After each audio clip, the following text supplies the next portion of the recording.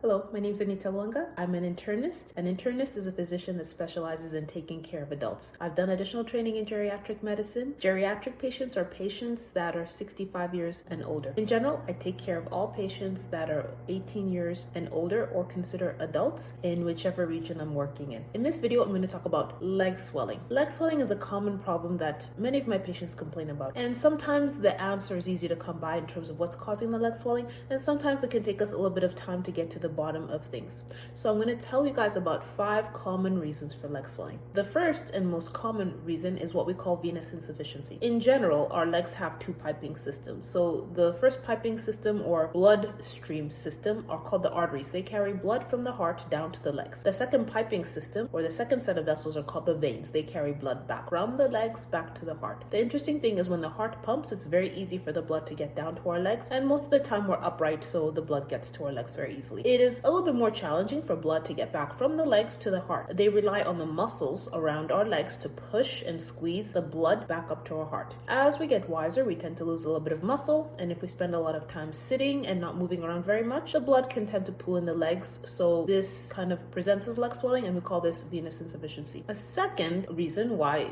a patient or somebody might have leg swelling is because of heart problems. So some of these heart problems might be called heart failure or difficulties in the heart pumping or managing excessive amounts of fluid. In this case, because the blood is not circulating as fast as it should, that's not exactly the mechanism, but just to keep it simple, because the blood is not moving the way it should throughout the body, it pulls backwards and can pull backwards into the leg. Another reason why an individual might have swollen legs is because of kidney problems. The kidneys essentially are one of the cleaning systems in our body. They cause us to urinate excessive amount of fluids or urinate fluids with toxins out of our body. If the kidneys are not working properly, an individual might not be urinating as much as they should, so they have excess fluid in their body. And where does this fluid show up? In the legs and sometimes in other parts of the body. Another reason why an individual might have swollen legs is because of liver problems. So the liver produces proteins. These proteins circulate in the bloodstream and act like magnets to keep the fluid in the blood vessels. I usually create an analogy for my patients, but I'll tell them, imagine a blood vessel is a tube that looks like this, and the tube is a little bit leaky. If you turn the tube sideways, it looks like this, and you will have proteins that look like this, and they're called albumin. They're actually quite small, much smaller than that in comparison to the tube. But these proteins act like magnets and keep the fluid inside of the blood vessel. There will be some fluid leaking out of each blood vessel or each capillary, which are smaller blood vessels. If somebody has liver problems, they will not produce as much of this albumin or as much of this protein. So when the blood is circulating around the bloodstream, more of it is leaking out of the blood vessel than we would hope. Another less common but important reason for leg swelling is medications. Yes, medications. So there are some common medications that can cause leg swelling. I'm going to talk about them in the next video. If you're interested in hearing that, stay tuned in for the next video. Bye-bye for now.